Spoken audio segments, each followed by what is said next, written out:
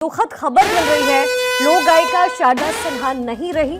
लंबे समय से शारदा सिन्हा बीमार चल रही थी। लोक गायिका शारदा सिन्हा का निधन हो गया है। ये बड़ी जानकारी इस समय मिल रही है, बेहद दुखद जानकारी।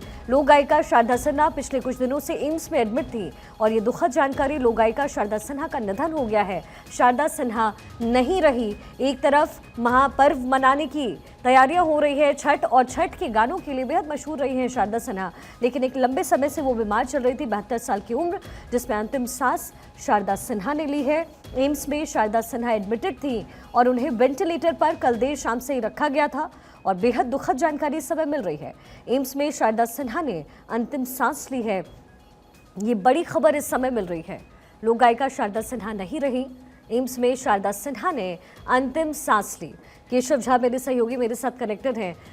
केशव, एक बहुत बड़ी क्षति है ये पूरे देश के लिए। इससे पहले भी कई बड़े नेता उनसे मिलने के लिए, उनका हालचाल जानने उनके एम्स पहुंचे थे। हॉस्पिटल में मुलाकात भी हुई और बेहद दुखद जानकारी। बिल्कुल शिखा, देखिए लोक गायिका शारदा सिन्हा का निधन हो गया है। पिछले कई दिनों से दिल्ली एम्स में एडमिट थी और पिछले 2 दिनों से वो वेंटिलेटर सपोर्ट पर दिल्ली एम्स में रखी गई थी। फिलहाल जो है शारदा सिन्हा का निधन हो गया, उनके बेटे ने कंफर्म किया है, क्योंकि आज सुबह ही प्रधानमंत्री नरेंद्र मोदी ने खुद शारदा सिन्हा के बेटे से बात की थी और उनके स्वास्थ्य के बारे में जानकारी ली थी। साथ ही एम्स के डायरेक्टर एम श्रीनिवास से भी प्रधानमंत्री नरेंद्र मोदी ने बात किया था और लगातार जो नेता है वो एम्स पहुंचकर मुलाकात भी करे थे उनके परिवार वालों से। और क्योंकि पिछले कई हफ्तों से शारदा सिन्हा दिल्ली एम्स के में ही एडमिट थी, पहले आईसीयू में उनको रखा गया था और उसके बाद फिर जो है वो उनको वेंटिलेटर सपोर्ट पर रखा गया था।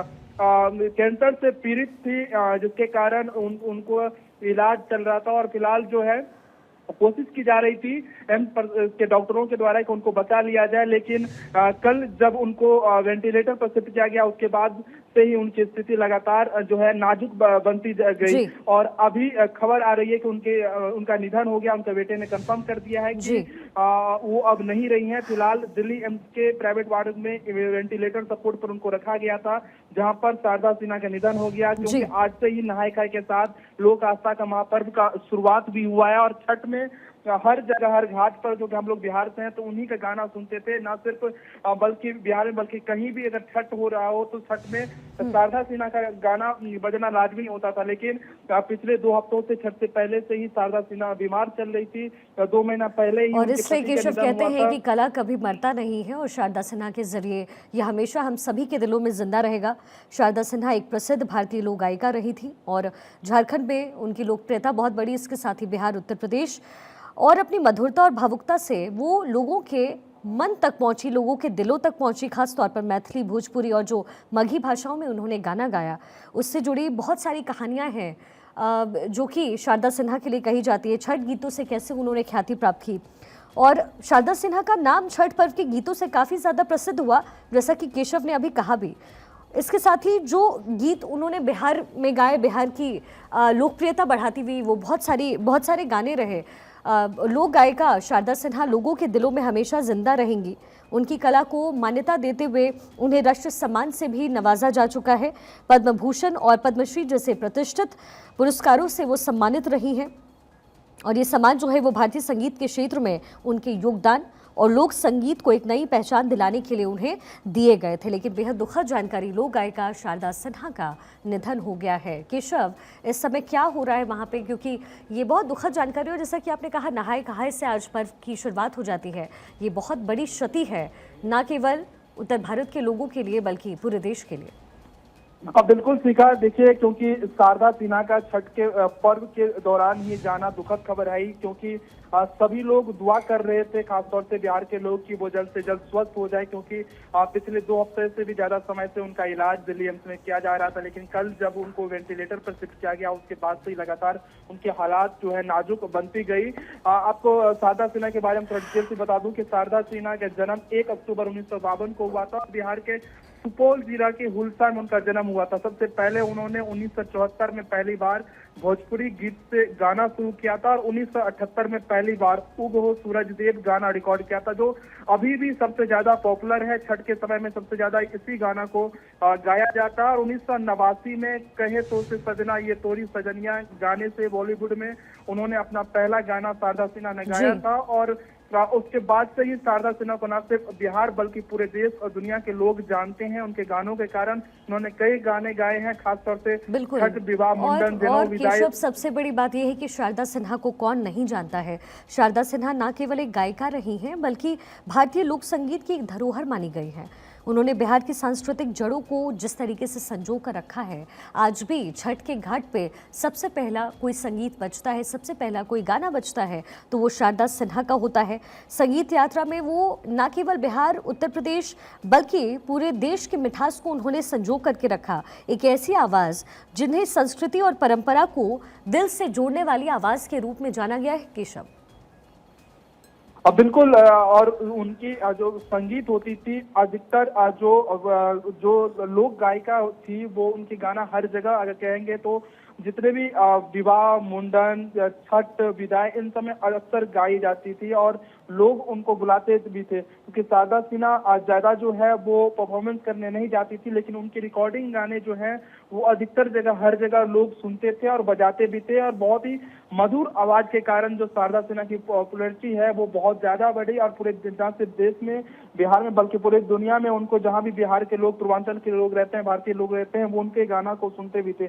क्योंकि छठ आज से शुरू हो गया, लोक आस्था का महापर्व, तो लोग दुआएं भी कर रहे थे कि जल्द से जल्द वो स्वस्थ हो जाए। लेकिन ब्रोनो कैंसर से वो पीड़ित थी 2017 से ही और उनका इलाज चल रहा था। लेकिन जब पिछले 2 महीने पहले उनके पति का हार्ट अटैक से निधन हो गया था, जिसके बाद से ही वो सदमे में चली गई थी और उसके बाद से ही उनका जो तबीयत है वो लगातार बिगड़ता गया। और पिछले 2 हफ्तों से वो दिल्ली एम्स में चेकअप कराने के लिए आई थी, जिसके बाद उनको एडमिट कराया गया और पहले आईसीयू में उनको रखा गया और फिर आईसीयू से वेंटिलेटर पे शिफ्ट किया गया। और अभी 9:50 में उन्होंने आखिरी सांस ली है दिल्ली एम्स में और 9:50 में शारदा सिन्हा का निधन हो गया है। फिलहाल उनका जो पार्थिव शरीर है वो दिल्ली एम्स में ही रखा गया। उनके जो बेटे हैं वो उनके साथ दिल्ली एम्स में ही मौजूद थे। आज सुबह भी प्रधानमंत्री नरेंद्र मोदी ने उनके पुत्र को कॉल किया था और शारदा सिन्हा के स्वास्थ्य के बारे में जानकारी ली थी। पिछले दिनों केंद्रीय स्वास्थ्य मंत्री जेपी नड्डा भी खुद पहुंचे हुए थे एम्स और उनके हालचाल जाना था और दिल्ली एम्स के डायरेक्टर एम श्रीनिवास को पूरे उपचार की व्यवस्था करने के लिए कहा था। एक कमेटी भी बनाई गई थी, डॉक्टरों की एक टीम बनाई गई थी जो लगातार शारदा सिन्हा के इलाज कर रहे थे। लगातार मॉनिटरिंग की जा रही थी, लेकिन हम शारदा सिन्हा को बचा नहीं पाए। शारदा सिन्हा ने आखिरी सांस ली है 72 साल की उम्र में। एम्स में पिछले कई दिनों से वो एडमिटेड थी और लगभग 2 से 3 साल से वो बीमार ही थी। लगभग 2020 का वो वर्ष मुझे याद है केशव, जब छठ का पर्व था और उस समय उनके इंटरव्यू के लिए लोग पहुंच रहे थे, लेकिन वो पूरी तरीके से स्वस्थ थी नहीं और मुझे लगता है उसी समय उनकी बीमारी को लेकर के बातें भी सामने आने लग गई थी। और कहीं ना कहीं बिहार और पूर्वी भारत में जिस तरीके से खुद को उन्होंने उस संस्कृति से जोड़ा वो अभूतपूर्व रहा है केशव। अब बिल्कुल दिखा और उनकी गाना से न सिर्फ लोकप्रियता थी बल्कि उनके कई कार्य ऐसे भी थे जिनके कारण जो उनकी लोकप्रियता लगातार न सिर्फ बिहार में बल्कि पूरे देश में थी। वो एक प्रोफेसर भी थी, समस्तीपुर वुमेन कॉलेज में प्रोफेसर के तौर पर भी शारदा सिन्हा ने काम किया है। और उनकी सबसे जो पॉपुलर गाना कहें तो एक तो बॉलीवुड के जो कहे तो सजना ये तोरी सजनिया, ये गाना सबसे ज्यादा पॉपुलर रहा है शारदा सिन्हा के। और उसके साथ ही छठ के जितने भी गीत देखने, खासतौर से मुंडन, छठ और विवाह के, वो सारे शारदा सिन्हा के आज भी लोग सुनते हैं। और बिहार, यूपी में और देश में अलग अलग कोने में बहुत ज्यादा ही लोग सुनते हैं। लेकिन शारदा सिन्हा का निधन न सिर्फ बिहार के लिए बल्कि पूरे देश के लिए बहुत बड़ी क्षति है। बहुत बड़ी क्षति है केशव, और इस क्षति को जो इस समय जिससे हम सब जूझ रहे हैं ये बेहद दुखद है। सर्वेश हमारे सहयोगी पटना से कनेक्टेड हैं। सर्वेश, इस समय उनका जो आवास है वहाँ पर अब क्या तैयारियां हो रही होंगी, क्योंकि जाहिर है अभी एम्स से पहुँचने में तो वहाँ समय लगेगा। क्या कोई इन्फॉर्मेशन आपके पास, और जो जाहिर है जो प्रशंसक हैं, क्योंकि छठ का ये समय है और ऐसी दुखद खबर सामने आई है, इसको लेकर के क्या जी सिलसिला शुरू हो गया घर पे, और जो जानकारी मिल पा रही है उसके मुताबिक कहा यही जा रहा है कि निधन की खबर आ चुकी है पटना में और शोक की लहर एक तरह से कहें तो पूरे शहर में। हालांकि छठ का पावन मौका है और इस मौके पर खास एक तरह से कहा जाता है उल्लास और खुशी का माहौल होता है, लेकिन वैसे मौके पर इस तरह की सूचना के आने से लोग गमजदा हो गए हैं और पूरा शहर मतलब हर्ष और खुशी और गम दोनों जो किसी के मन के अंदर हो तो वैसी स्थिति में दिख रहा है। लेकिन गम ज्यादा है क्योंकि छठ का मौका ऐसा है कि शारदा देवी को सभी लोग याद करते हैं बिहार के, और छठ पूरा ही नहीं होता उनके गीतों से के बिना। या कहें कि शादी ब्याह का मौका हो या कुछ भी हो, बिहार में कोई भी हर्ष या उल्लास का पर्व हो, चाहे वो दुर्गा पूजा हो, चाहे वो काली पूजा हो, चाहे लक्ष्मी पूजा हो, हर पूजा में, हर पर्व में, हर त्योहार में, चैत के महीने में भी छठ मनाया जाता है बिहार में। तो उस वक्त भी मतलब वो सालों भर उनकी आवाज गूंजने वाली बिल्कुल। छठ का पर्व शारदा सिन्हा के बिना हमेशा अधूरा रहा है, लेकिन अफसोस इस बार देश के लोगों को ये छठ पर्व शारदा सिन्हा के बिना मनाना होगा। प्रिया मेरे सहयोगी भी टेलीफोन लाइन पे कनेक्टेड है। प्रिया, इस दिन को और शारदा सिन्हा के बारे में जब भी जिक्र होता है, क्या वो बातें हैं जो आपके जहन में आती है, क्योंकि आप बिहार से आती हैं और बिहार के लोगों में, यानी वो सीमांचल और मिथिलांचल का एरिया है जहाँ उनका जन्म हुआ, और उससे जुड़ी हुई बहुत सारी किंवदंतियां हैं, बहुत सारी कहानियां हैं, लेकिन शारदा सिन्हा एक ऐसी कलाकार जो लोगों के दिलों में हमेशा जीवंत रहेंगी। जाहिर है शिखा, क्योंकि जिस तरीके से शारदा सिन्हा का कद रहा और ख़ास तौर पर भोजपुरी और मिथिलांचल से उनका जो नाता रहा, और सबसे अहम ये है कि जब आज के वक्त में हम भोजपुरी की बात करते हैं, जो अश्लीलता और फुहड़ता देखते हैं, इन सबके इधर शारदा सिन्हा ने एक अपनी अलग पहचान बनाई है, जो भोजपुरी संस्कृति है उसको एक नई पहचान दी।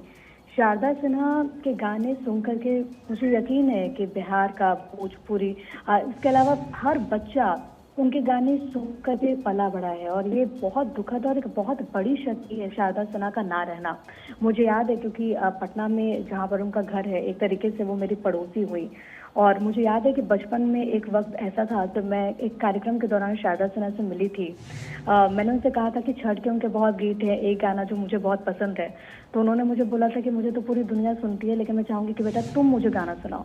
और मैं उस वक्त क्योंकि बच्ची थी, मैं क्लास 5 में थी, उन्होंने मुझे बोला कि तुम ये गाना सुनाओ मुझे, तो फिर मैंने उनको गाना सुनाया और शारदा सिन्हा ने मुझे बिल्कुल गले से लगा लिया जी। तो वो तमाम ऐसे और जाहिर है शारदा सिन्हा का जब जिक्र होता है और उनका व्यवहार जिस तरीके का रहा है, हर किसी को अपनापन महसूस होता था, और नहाए खाए से आज छठ पर्व की शुरुआत हो चुकी है, लेकिन अफसोस शारदा सिन्हा हमारे बीच अब नहीं रही।